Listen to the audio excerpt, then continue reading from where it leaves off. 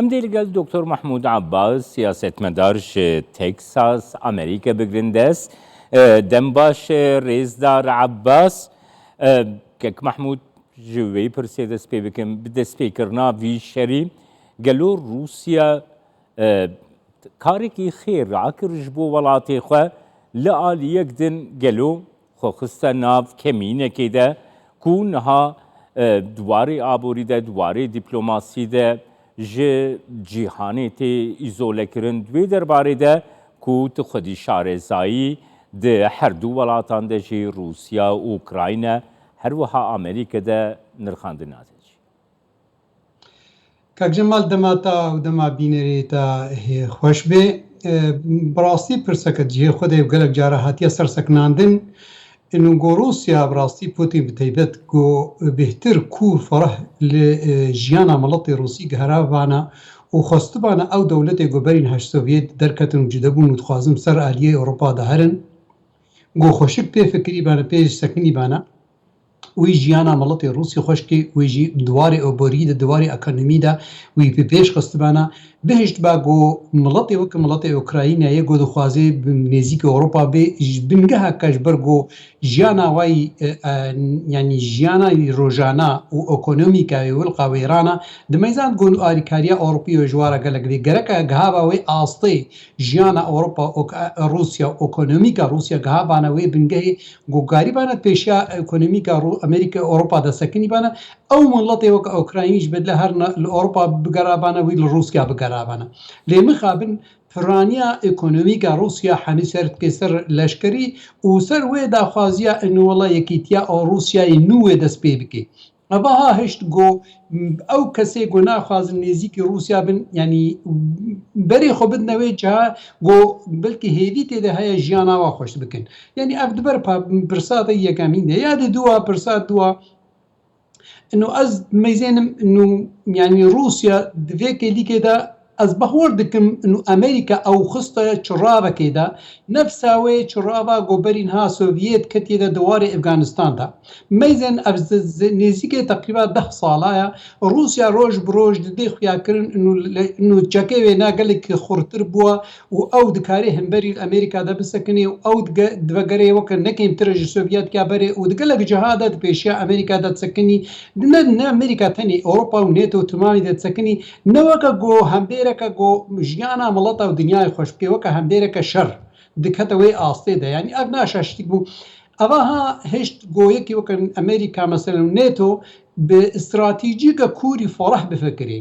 ئنو هەیە ینی گەلک شۆڕۆڤەکاری سیاسی فکردن ئنو هەیە ئەف وەکە خاپەکێ بێ هیچ گۆ رووسیا تەح بدێ بکەوێ بێ چڕاوە هات دەدندروێ ئۆکراینەدا و دەدە ماوەرێدا وێ مەسەلە وەکە بە عەرەبیت بژنی ئستنزاف وێنا بمژێنن دوارێ ئۆکۆنۆمیکدا و دوارێ لەشکەریدا بس البدي خال مطرسيد كودي ده كاك جمال مطرسي وقت جو روسيا بكبي آستي ده وفعلا بكبي وكا كتا كونشالا أوكرايني ده أو إيكونوميكا بينا نوي خرطبوني ده جو كاربي يعني باستمرار كصالة كده صالة وكا بيشلو السوفيت ده أفغانستان ده يعني كشركر تقريبا 14 صالة لبدري من نكاربي ولو بكي إذن وي روسيا مجبور ببي جو إيريشي دولتي دورا خو بكي دولتنا دي غير أوكراينا بكي لبدي أب مطرسيكا قالكي مظلنا وقتي جو إيريشا سر باش دولتك ناتو بكي هنگي أوروبا دكوي شردا بخوازي يا نخوازي يعني جبر بيش كد بيجن دبي بوتين هيا دريه شر كي مظن دنقباخو أوروبا دا خور بكي قالو أف وكل جور برساتا أمريكا أو تحت دواري استراتيجي دا بكا بي أصلا هذا أف قالك صرت ساكنين إنه راستا جبرجو إنه بوتين وقتي جو دور بيش كإيكونومي سرخص دزانين بو إنه أو صد ونوط لشكري بسر سينورا وبكبي أصلا كده مجبور بإيريش بكي يعني أو بخوا دواري دبلوماسي ده از بهارتكن دري هاتنا قرتن وقتي جو بلينكن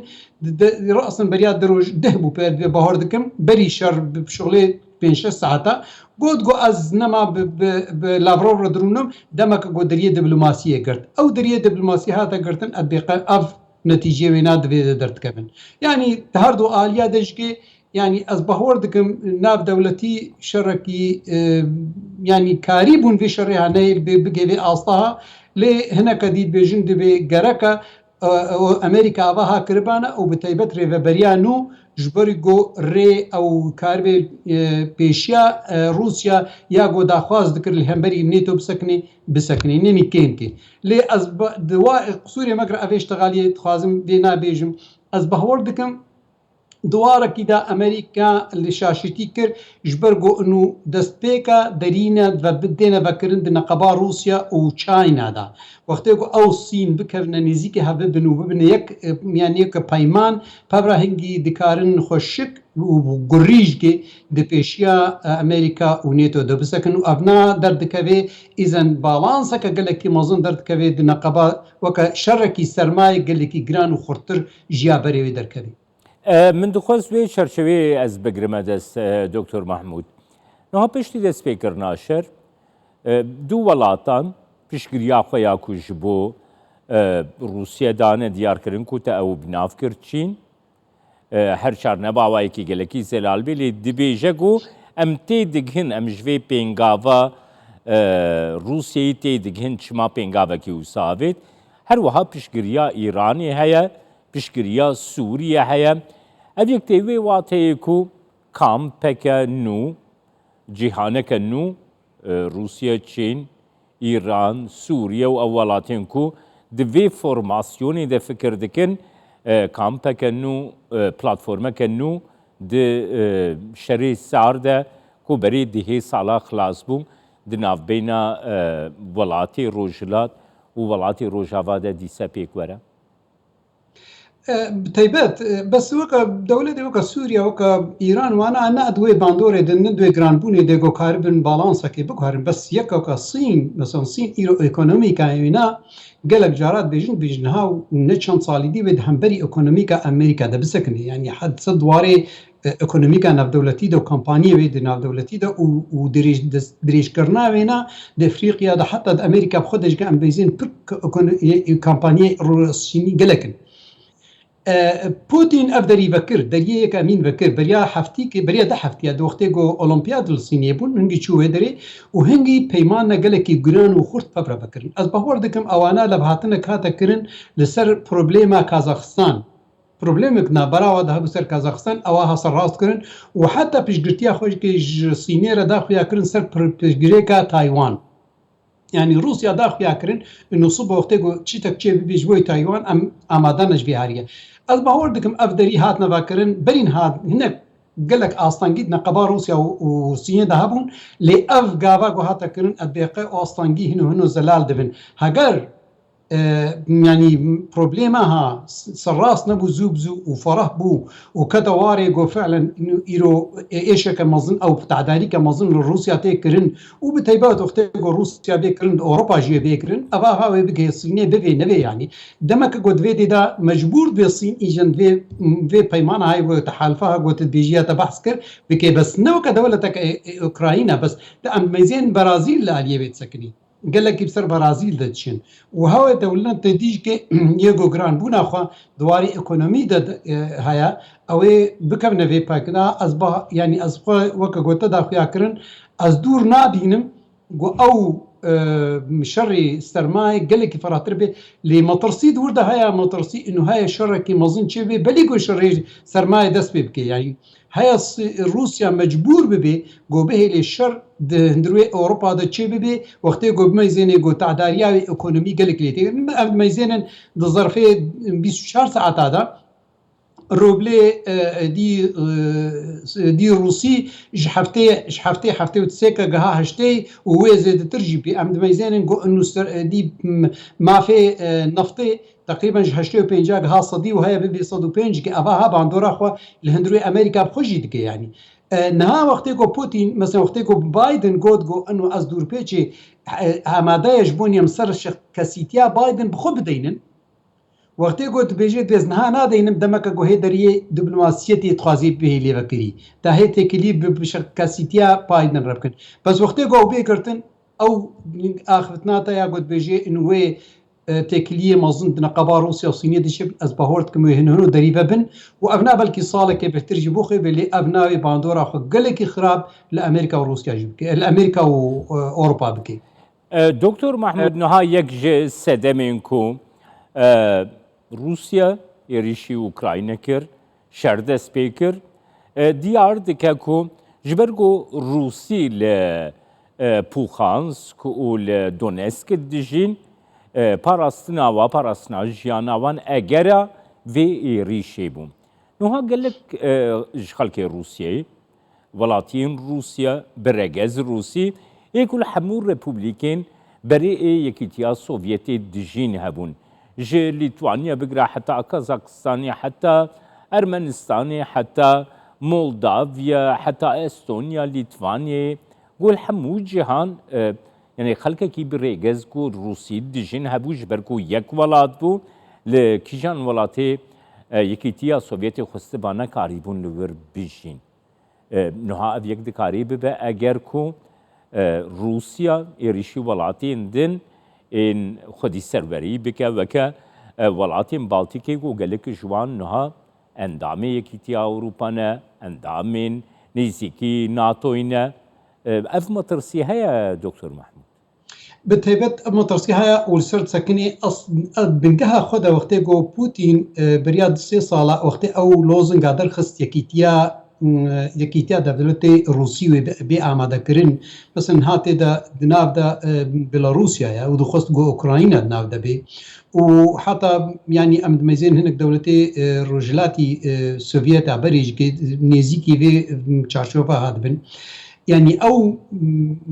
ديموغرافيا روسي حمد رادبو ديموغرافيا روسي دي اوكرانيا دد بيلاروسيا دد مولدافيا دد استونيا وكا قلت دا خويا كرن حمد رادبو نا او جي وايديش كده وردبو انت ميزيني حتى روسيا نا سري صدي بس تقريبا كامي حفتي الشعبي روسيان ها روسينا قال لك ملطي دي ده هنا يعني قال لك ملطي دي بالنسبه قال لك مصن بس دكي بي وطاي دقرو روسيا راست أبا هاد كي حجت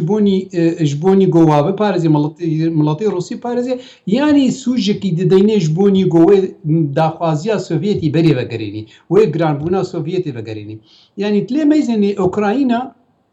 وكا أخفتنا بوتين بريا دروجت بيجيت بيقولوا أوكراينا ننتوا أوكراينا جغرافيا وينا ما بقى كريا يعني أخفتني هاي قلنا تكرن تمامي بنجها كسياسية بس وقت قلت البنجها أوكراينا مزين راسه جدبون الدناب ذهبوا جدبونك أولا أوليها يا يروج آوايك أوكراينا حمي كاثوليكن جريداينا بفاتيكان با يروجلاتي أوكراينا أرثوذكسن جريداينا بكنيسة روسيرا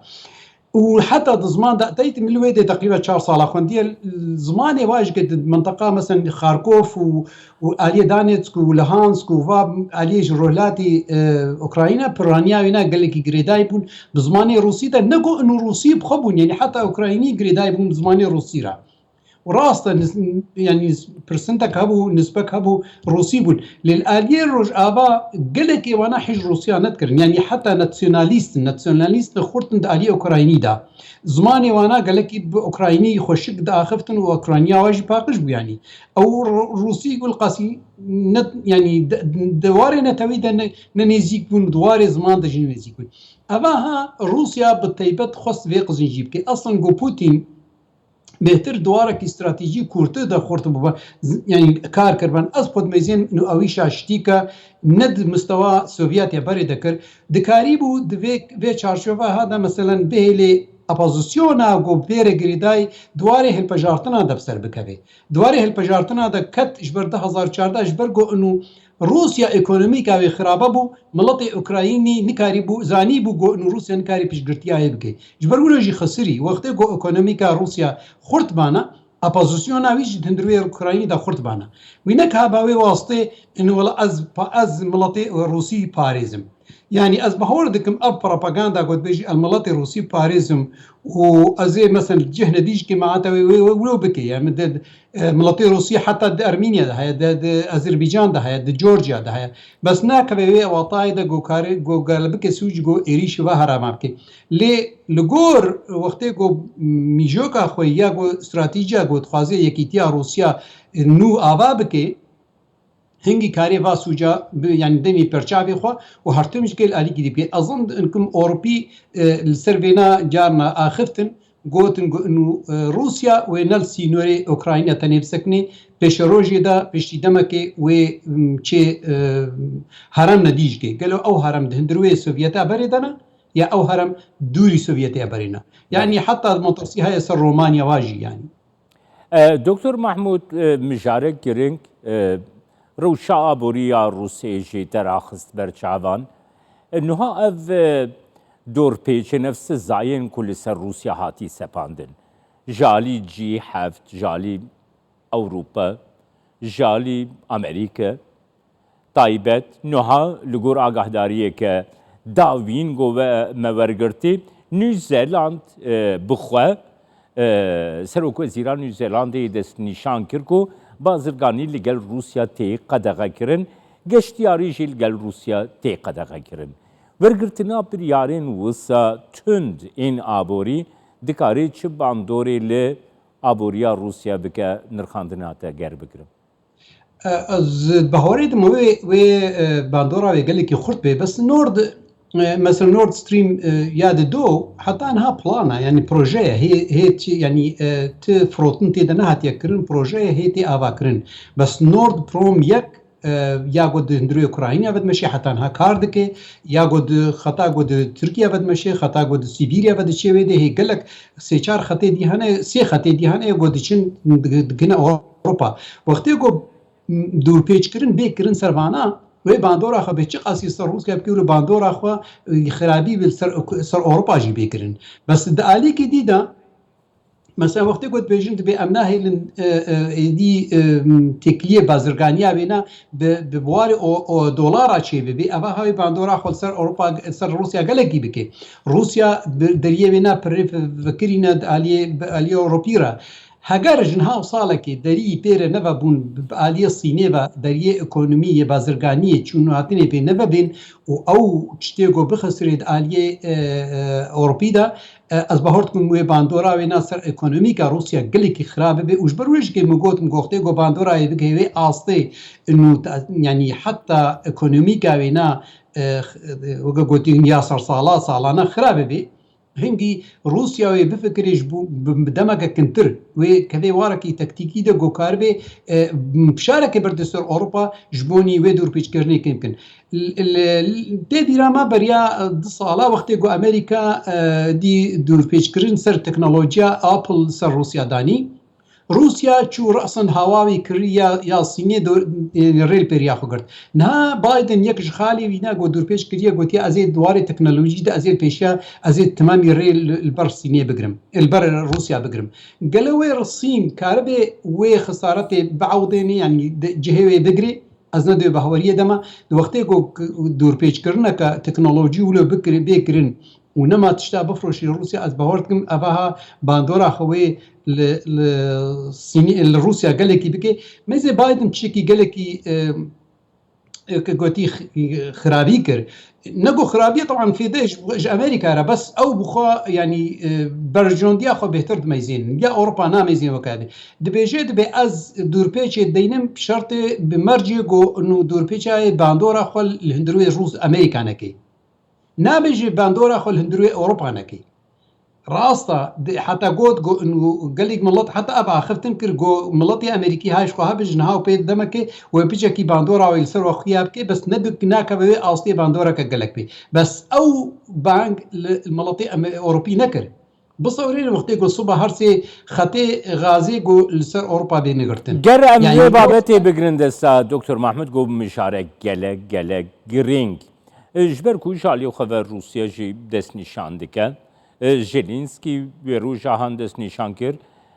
گوا کو هاتی گوتن کو دی دور پیش سر روسیا بیدانین کو جهانا نو تبخیر هاتی کو گاز در باسی $2000 هم بده گلو آلترناتیفا گازا روسی کونها دچه اوروپایی آلترناتیف بوی هنه اوروبا جی هفت امریکا لسروی که راد وسته گو آلترناتیو کی و پیداویستیا اوروپایی یا گازا سروشتی پیدا بکش در یا روسی دوی درباره ده خوندنات چیه دکتر محمود؟ الترناتیو هنه گلک هنه بس الترناتیو وینا و صالا بخوی جبرگو مثلا تشتيكو هاتي او كغاز بروم دو وقتيكو بتاع باكن دق نزيكي 12 مليار دولار لسر فكرين دا او بغير بالمانيا الترتيب هيا مثلا الجزائر غازا الجزائر قال لك خرطت بن سهاد بن بحراسه في ذكارن بكشين ليبيا كارن بكشين حتى قال لك بروجيك قال لك ما اظن هبوش خد بيجن دي بروبليم سوريا هاتي باكن جبرگو غازا قطر دخصن دندري سوريا بدرباس كنز بحراسه في حتى مثلا بقينا اوروبا يعني الترتيب هنا اف غازا قونول بحراس في درد كبيد ببلكي بيتر بلا زين انتدا جبوني جو بكاربن يعني اوروبا بوكا غوتي اريكاري بكن اوروبا لي اف بروجي ها بروجي دبيجن دا بعربي طويله الامد يعني دور بيج يجو بين صال وبهتر تي يعني تي افاكرن يعني وي مثلا غازة كي وقت غازة الجزائر بين قيصري صدي بيس ده بازا حتى بلكي بقى بيستاج كي جهيجو روسيا دقرت او بقري بس وين نجي استيجو تشتيجو انه روسيا دا او بدنيا جبر روج از ندوي بهوريه دما ان دور بيش كرني جونها بين دانين و السربا غازا باخفتن يعني اوروبي نكارن في قبول بكن از ندوي بهوريه دما المانيا اباها قبول كر جبرجو هي بروجيا جبرگو پروژه جبرگوش که داخل یکن لی اف مثلا غازا دی یا گود مثلا حتی بلاروسیا و اوکراین بچه یا گود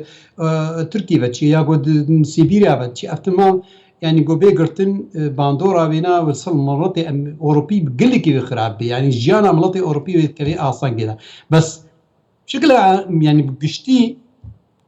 وروسيا بكي بس كاو كتقولي الترناتيفي هبن الترناتيف هنا لدما كدريجي بخي ونجه وي أصلي وإنه أوروبي تحمل بكن شاربين صالة في أصليا أصلا هذا بمشن حتى جو أب بروجي دي بكم ندو ساويدا دكتور هر وها دواري آبوری دگر ام بردوام بکن جبرکو چکی کو روجوان حال برانبری روسیا بکارتینی سزاین آبورینه نها آبوری بتایبت جیهانی ده بویا آبوری کی گلوبال آبورین حرمی کو سرکفتنا وانا گلکی لاواستره آبورین مزنین جیهانی آبورین مولتی ناسیونال یعنی کل سر آستا جیهانی کارو خاباتا خودکن روسیا یک جوان ولاتانه کو دولمندین و پیوندی و به و آبورین گلوبال مولتی ناسیونال و هنه قالوا أفيك دكاري باندوري بكيقو شركة مازن روسي جبلاتي خبرافن سرمايا خوش روسيا در بخن جبركو حبونا سرمايا وان لروسيا دكاري مطرسي جي سرمايا وان بخورجي پیدا بکد وی درباره ده دیتناتا گر بگرم بايدن اخفتنا كان خوشي کرد دوی کلی که دو اخفتنا خوی تاوی ده گود گو دور پیچ کرنه گو ملسر ابوریه کمپانی اما روسی و کسی روسی بگه تریلیون دولاره نه میلیار تریلیون دولاره اکونومیکا روسیا تمام یا سالانه ود بی ناشنال پرودکت يعني نابرادن دو نيف حتى 3 تريليون دولار بقاسي اكونوميكا ايطاليا يعني يا صالة بس اكونوميكا دور صد كسي روسي دبيجن دبيدغي تريليون دولار يعني بقاسي ميلي بجتا يا روسيا تمانية قالوا البيدريس فرساتا يعني امريكا وبه اللي افكسيها ورن موجودة كامبانيا بنقلين روسيا بقى لنا اوروبا يا امريكا يا روسيا وبه اللي دسي خسرنا دي سر يا خرابتر جي قالوا افكسيها انسان روسينا ونتوا خو بفروشن جبوني برجوانديا خو جبوني بمشين اصل روسيا جام جيما براستي ملتي روسي انسانكي نتوا حج نتوا خو دكي قلكي حتى برجوانديا خو قلكي كارن ويران بكن جبوني بيشغتيا ولاتي خو بكن از بهور دكم افكسي هاي سرمایداری روسي هيا يعني برجوانديا خوي كساتي ندنا بيا نجتماعي نتوي يعني ابناء طبعا دكبي مالك ميجوكي دا فلسفي دا بس الجور دوار ايكونومي دا حتا گۆ بەجەتێ بگوهری حتا گۆ کەمپانیا بگوهری ئەوژکە ساڵ دەخۆی ینی یەکی وەکە مەسەرەن سەرۆکی بەرینهایەکی گەلێکی خورت بود ئەلمنیومە شەریکاتی کەمپانیا ئەلمنیومە یا رووسیا تمام دەستەوێت بۆ حتا گەهادا 12 میلیارد دلار نمەجەتاینە دێ بیرامە پوتین ئەو محکەمە کرد و خستە سیبیرە و شیاند و کۆمپانیوی تمام خستە من دەستێ رووسیادا ینی وەختێ گۆ بگەوێ ئاستێ پوتین نەگو سستا وی کاربێ وا کەمپانیا دوورپێچ بکێ بە هەسانی ینی ئەو گرێدانیێوانە نەوەکە کەمپانیە ئەمریکا نەمەسەنەوەڵە بنگەهاوێنا لە ئەمریکایە و گەلە کەمپانیوانە سینێنە هۆنگکۆنگن ڤیتنامن دەرێولۆنا ینی نەکە ئاستا کەمپانیە رووسی نەگهایە وێ میژارێ گۆ دەردۆری دنیای بگوهرێ بزوو خۆ بگوارێنی هێ بنگی هێوێنا دڕوسی دەنە وەختێ گۆ تشتێکی ویلە بفکردن و دەرخنە دەرەوە هەنگی وێ رووسیا کاربێت سەردەستێنی بەس لەبێ دەرێ گەلک پەرێوانە وەختێ گۆ بایدن ئەو شتەغالی کردیا ئەو گەلک سەرمایەدارێوانە دە بەنگێ ئەمریکی دەن بەنگی ئەوروپی دەنا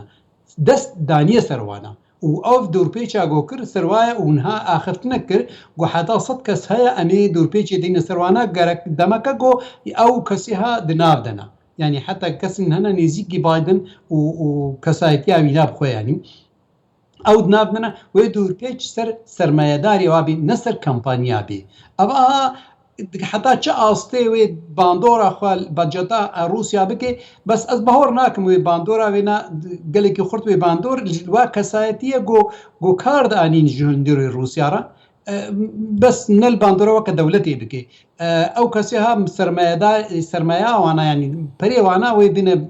جەمداندن دوا بنوگادە بە شەریکاتی وێنا وێ کەمپانیەوانە وێ هەندری رووسیا دەکار بکەی گەلە وێ ئەوێ دیسە کار بکەن یا وێ سڵتا وێ بمەشینێ سۆڤێت حتانها مەسەن رووسیا حتانها هێ ئەو سیستێما سۆڤێت جەم وێ هەیە بە هەسانی کاریوا کەمپانیا دیسانگەی بەردەستی خۆ بکێ و کەمپانیە بمەشینی ئەس نابکەمەوێ وەتایدا نوێ باندۆراوێنالی وەکە حکوومەت لێبێ بەس وەختێ گۆ دوورپێچکردن بێکردن لەسەر فرۆتن و کڕینە سۆڤێتیش یا رووسیال دەربەرە ئەو یا هەری گرانترە و یا هەری خراپترە طبعاً بەێ سپاسیاتکەم دکتۆر محمود عباس سیاسەتمێدار ji Texas tu mêvanê me gelek spas kim bên xêr xweşî